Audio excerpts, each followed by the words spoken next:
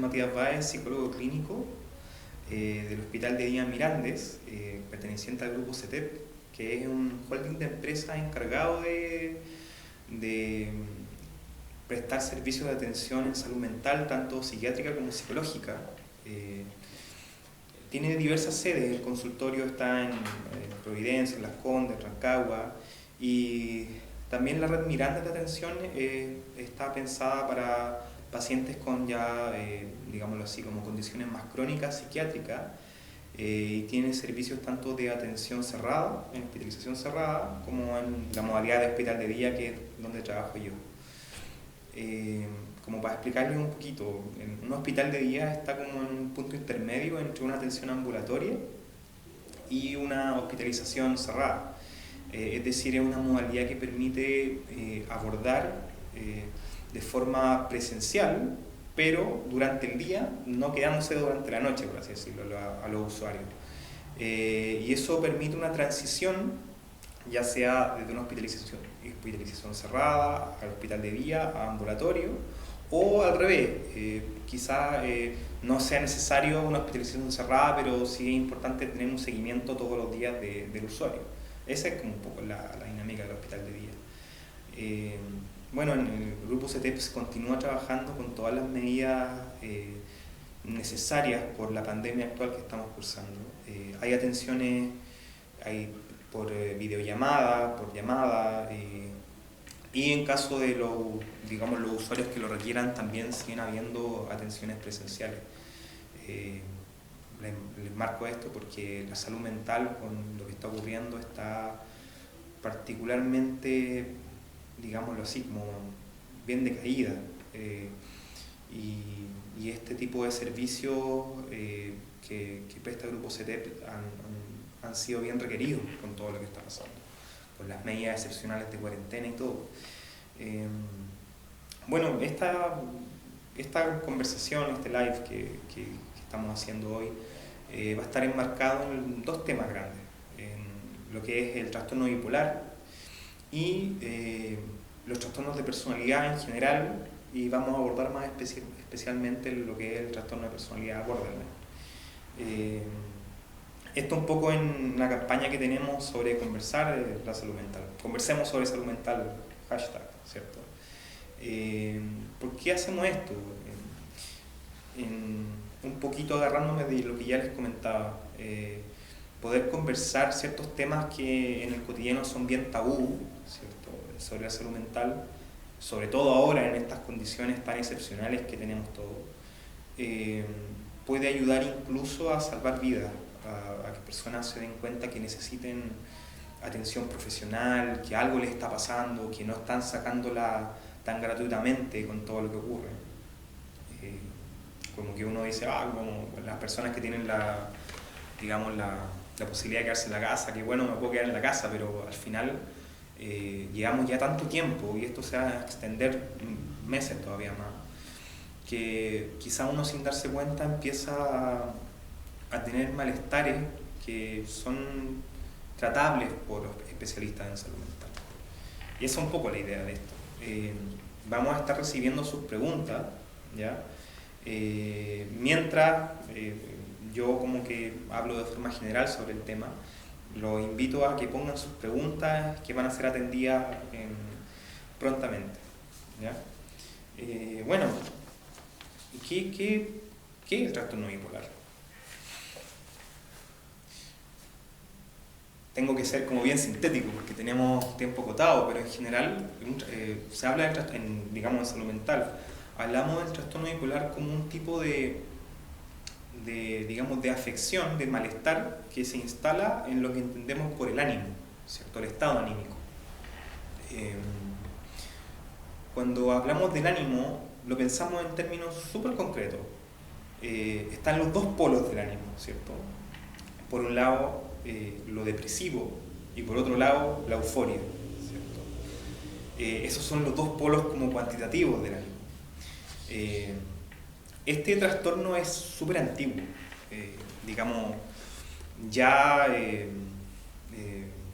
Hipócrates, ¿cierto?, que es considerado como el padre de la medicina, hablaba digamos, de los afectos y cómo estos eran, según él, ¿cierto? Estamos hablando de la época griega, ocasionados por sustancias en el interior del cuerpo. No sé si sabían, pero la palabra melancolía, que es otra palabra que antiguamente se usaba más, pero que alude a lo depresivo, significa bilis negra. ¿Y era por qué? Porque Hipócrates pensaba que el ánimo depresivo, ¿cierto? La falta de energía, la falta de voluntad, de ganas de hacer cosas, era provocado por la sustancia, lo que era la bilis negra, ¿cierto? Ahora sabemos que no es así, pero ciertos usos del lenguaje se han quedado con el tiempo. El ánimo no tiene que ver con sustancias que recorren el cuerpo, sino que tiene que ver con, sabemos ahora, mecanismos neurológicos. El trastorno bipolar es considerado una enfermedad. Esto es una de las preguntas que nos llegaron, ¿cierto? ¿Es considerado o no una enfermedad? Y la respuesta es sí. Es una enfermedad de carácter hereditario, ¿ya? Esto se sabe porque en general cuando uno indaga la historia de un usuario con trastorno bipolar, uno fácilmente puede rastrear familiares cercanos que han tenido la misma sintomatología, los mismos cuadros, los mismos episodios. No significa que uno teniendo trastorno bipolar necesariamente va a transmitírselo a su hijo, ¿no?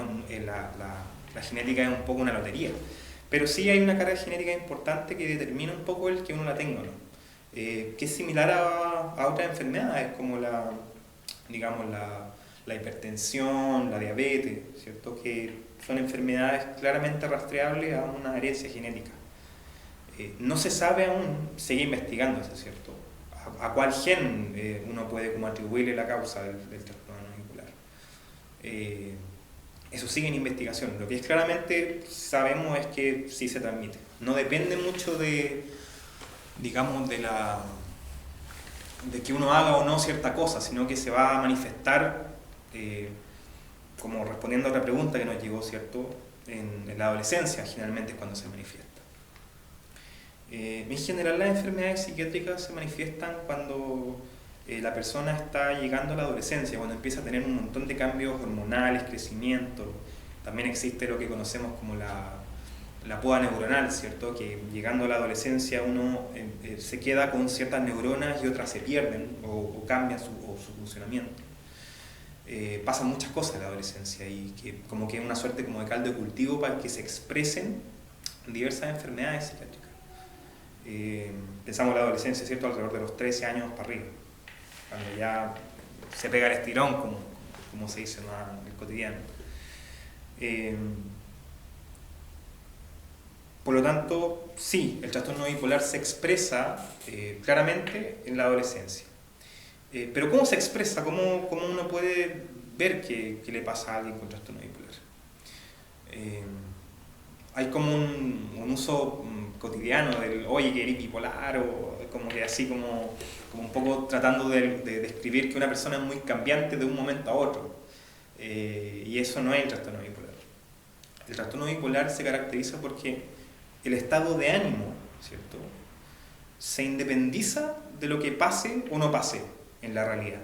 Porque obviamente si uno tiene una pérdida importante de un familiar, de un ser querido, incluso una relación de pareja, o incluso está estudiando, se echa un ramo, uno va a tener un afecto de pena, de pérdida. Eso no tiene nada de raro. En el trastorno bipolar lo que ocurre es que el afecto de angustia, de pena, de desesperanza, se manifiesta sin ninguna razón.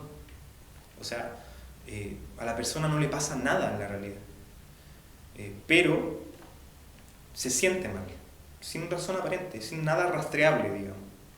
Es como si el ánimo se independizara de las condiciones reales, materiales de la persona.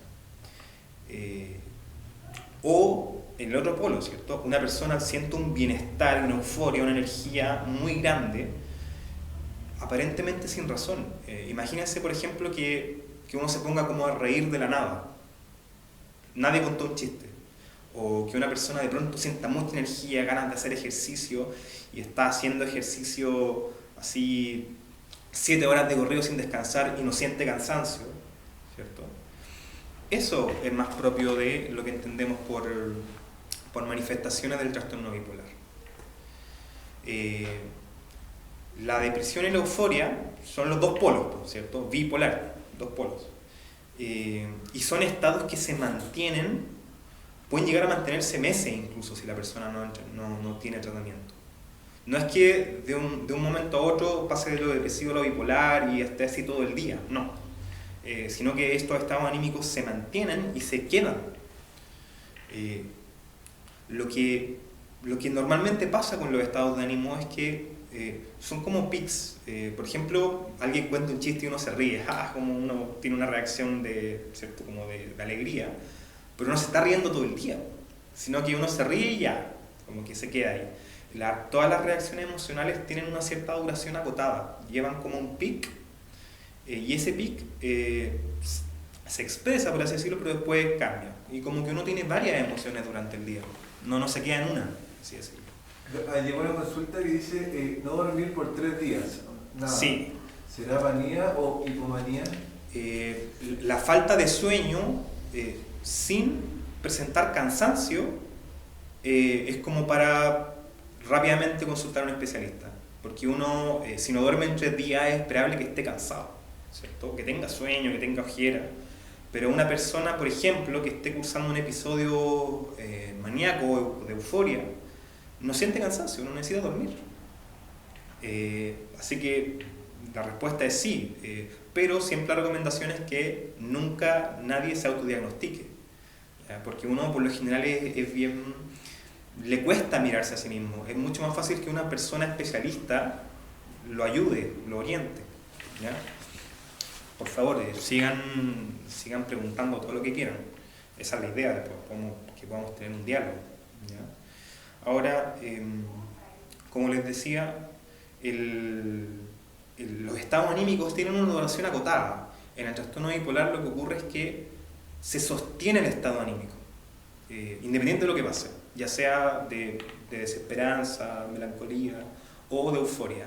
Y la persona empieza como a perder la orientación de las emociones, que en el cotidiano nos ayudan como a lidiar con problemas. Las emociones son, ¿cierto? Los estados afectivos nos ayudan a orientarnos en la realidad.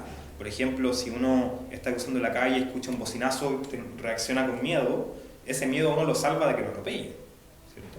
Las emociones tienen un carácter, por así decirlo, adaptativo, nos ayudan a lidiar con cosas. En el trastorno bipolar lo que ocurre es que las emociones se independizan, empiezan a andar solas. Y estas dos emociones en particular, ¿cierto? La depresión y la euforia. Y empiezan a generarle hartos problemas a la persona que la padece. Porque como que de alguna forma pierde si pensamos que las mediciones, las emociones son como una brújula, en el trastorno bipolar la brújula está apuntando para cualquier lado, sin que haya ningún norte claro, por así decirlo. Una de las preguntas que nos llega también, ¿cierto?, es ¿a qué se existen sustancias o condiciones que predispongan al trastorno bipolar? Y la verdad es que los estudios dicen que no, que más que nada tiene una carga genética. Es decir, no es que uno pueda tener trastorno bipolar haciendo algo, sino que ya viene como, por así decirlo, viene de fábrica, ¿ya? Y se manifiesta en la adolescencia. Yo les diría que siempre que ustedes tengan alguna duda respecto a la salud mental, consulten a un especialista, ¿ya? Uno suele como autodiagnosticarse muchas cosas y por lo general eso puede provocar que uno tome malas decisiones con uno mismo. Hay una consulta aquí, por ejemplo, si el insomnio es parte del trastorno bipolar. Sí. El insomnio, claro que sí. De hecho, sobre todo en los estados maniformes, como llamamos, con forma de manía, ¿cierto? O de euforia, las personas no necesitan dormir. O están con un ánimo tan como, que incluso puede ser de irritabilidad, que no les deja dormir. No significa que toda persona con insomnio tenga trastorno bipolar. El insomnio puede tener múltiples causas, por así decirlo. Pero sí es llamativo que alguien no duerma y a pesar de eso no tenga cansancio, no esté cansado. Eso es más indicador de, uno como dice orientado, ya como que hay que indagar a ver si hay algo como de la índole de una manía, por ejemplo. Ahora, otra pregunta que nos llega, ¿cierto? Es ¿cuándo acudir a un especialista? ¿A cuál específicamente? Yo les diría que si ustedes tienen cualquier duda respecto a su salud mental, consulten prontamente a un psiquiatra y que probablemente el psiquiatra también los va a derivar con un psicólogo, o si van con un psicólogo primero también es probable que si el colega lo estima conveniente los derive además con un psiquiatra. Son especialidades complementarias que buscan, ¿cierto? Ayudar tanto farmacológicamente con remedios digo al usuario como psicológicamente, porque esto trae consecuencias psicológicas también, ¿cierto? Todos los trastornos y las condiciones como de salud que impactan digamos el diario vivir traen consecuencias psicológicas. Aquí hay una pregunta que me parece súper importante. ¿Se puede llevar una vida normal con este diagnóstico? Y la respuesta es un rotundo sí. Estando tratado, ¿cierto? Siguiendo las indicaciones de los especialistas, una persona con trastorno bipolar puede hacer una vida normal. Lo que ocurre es que cuando una persona se descompensa anímicamente, claro, no puede continuar haciendo su vida cotidiana, pero los remedios que se ocupan, ¿cierto? La parte farmacológica que se encargan los médicos psiquiatras, buscan estabilizar el ánimo. Y lo que genera eso es que la persona vuelve a sentirse normal, como siempre ha sido, recupera la normalidad. Tomándome justo eso, consulten si es imprescindible tomar medicamentos o solo basta con la psicoterapia. Para el trastorno bipolar se requiere medicamento. Son imprescindibles. Ahora, los medicamentos pueden mantenerse un tiempo o pueden ser para toda la vida. Pero yo diría que siempre, en términos como pensamos que es ser un trastorno psiquiátrico, ¿cierto? La medicación es necesaria. Es como, no podemos como sacar esa parte del tratamiento. Y la psicoterapia puede ser importante sobre todo al momento de la instalación del tratamiento, ¿ya? Y puede que no sea necesaria cuando ya el usuario esté más estable del ánimo, digo. En general, lo que a mí me ha tocado ver es que para las personas con trastorno bipolar tienen mucho esa idea de que como que no pueden tener una vida normal o que son raros, y la verdad es que estando bien tratadas esa enfermedad es bastante llevable la vida, no hay ningún problema. Es como una persona que tiene diabetes, ¿me entienden? Como estando medicado no debería ser un problema. El problema es cuando no se trata. Mientras más tiempo se deja sin tratar, más malo es el pronóstico. En general, como todas las enfermedades.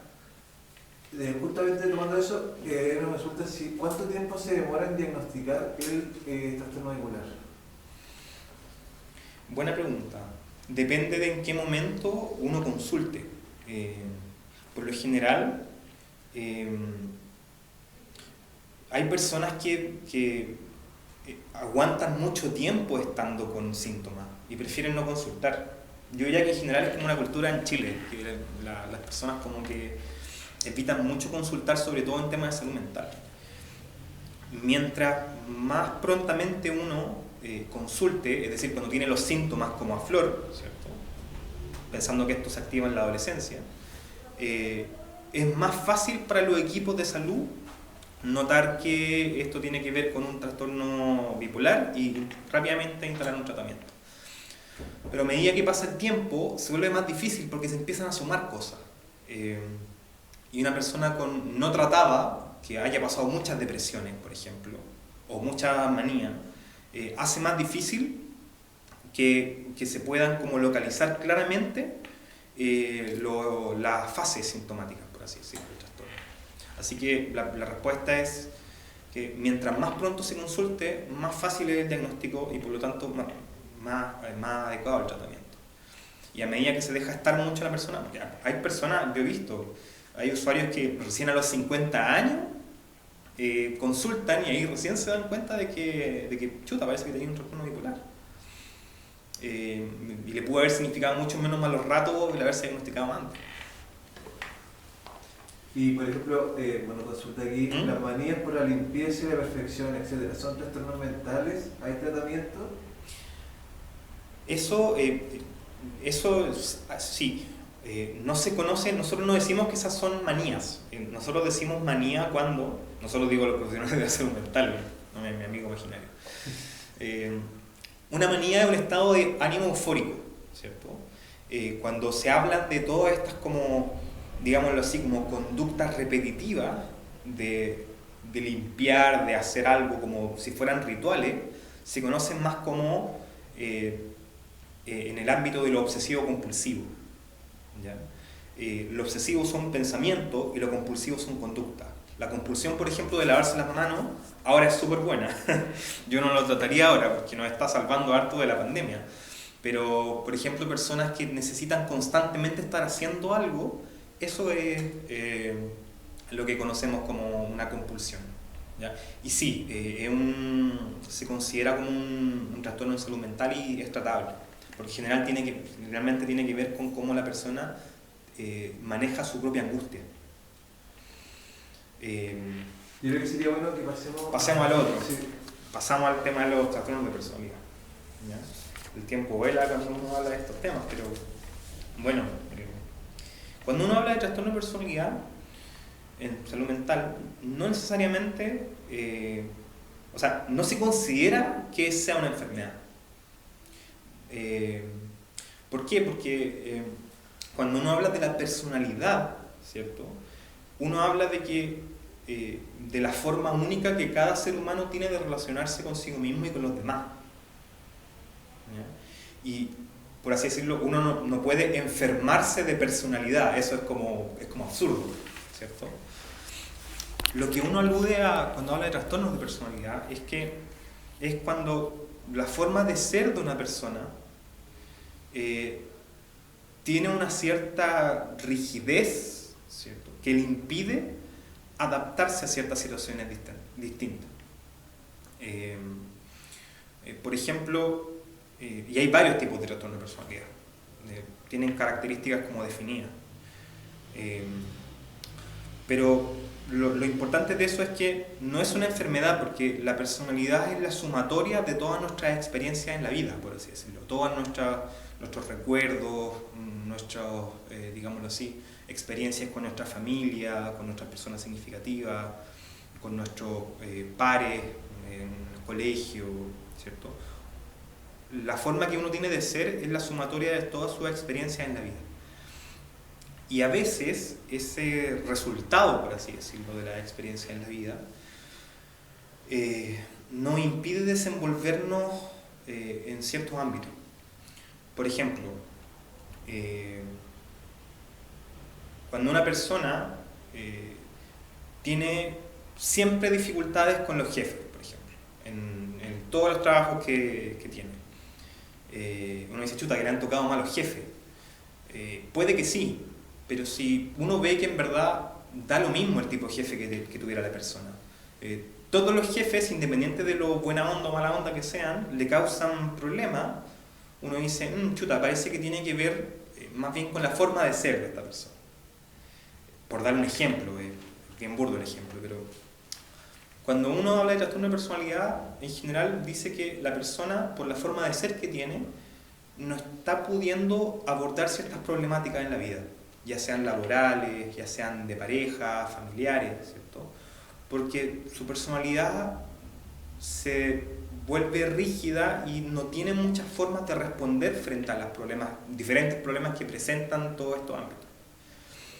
Por ejemplo, uno no se comporta de la misma manera con el jefe, que con la pareja, que con los papás, que con los hijos, ¿cierto? Uno tiene distintos comportamientos en función de con quién esté. Una persona con un trastorno grave de personalidad es igual con todo el mundo, porque tiene esta característica de la rigidez. No sé si me explico bien, es un tema complejo igual, pero para que todos podamos conversar sobre esto, alude a eso, que esta rigidez en la forma de ser de la persona que padece un trastorno de personalidad le impide tomar acciones como asertivas en ciertos momentos, en ciertas situaciones de la vida cotidiana, porque todos tenemos que trabajar, todos tenemos que convivir con otras personas, todos tenemos, bueno, la gran mayoría de las personas esperan estar con pareja o tener relaciones sentimentales, ¿cierto? Y ahí es donde las personas con trastorno de personalidad empiezan como a tener problemas, porque tienen esta rigidez. ¿La excesiva intolerancia a la frustración puede tener relación con un trastorno de la personalidad? Puede tener relación, pero no necesariamente, porque uno tiene que pensar que hay momentos en la vida en que uno está más vulnerable. Por ejemplo, yo creo que con la pandemia todos estamos teniendo mucha menos tolerancia a la frustración, porque las condiciones de la vida estamos en una crisis muy grande. Sería ridículo pensar que todos tenemos un trastorno de personalidad, no, sino que uno indaga la historia, ¿cierto?, de la persona y ve que, por ejemplo, esta característica de la intolerancia a la frustración es algo que tiene desde chico y que toda su vida, frente a las malas notas o a la llamada de atención, reaccionaba de forma muy desbordada, por así decirlo. La personalidad siempre tiene una historia y uno ve claramente que esta característica, en verdad, este usuario, este paciente, ¿cierto?, lo ha tenido toda la vida y uno dice, ya, parece que tiene que ver más con su personalidad que con un mal momento que está ocurriendo en el aquí y el ahora. Esa es una buena pregunta. Pero, como les digo, en situaciones de crisis, a todos nos empeora la capacidad de tolerar la frustración. Es muy difícil cuando hay situaciones tan extraordinarias como lo que nos está pasando ahora.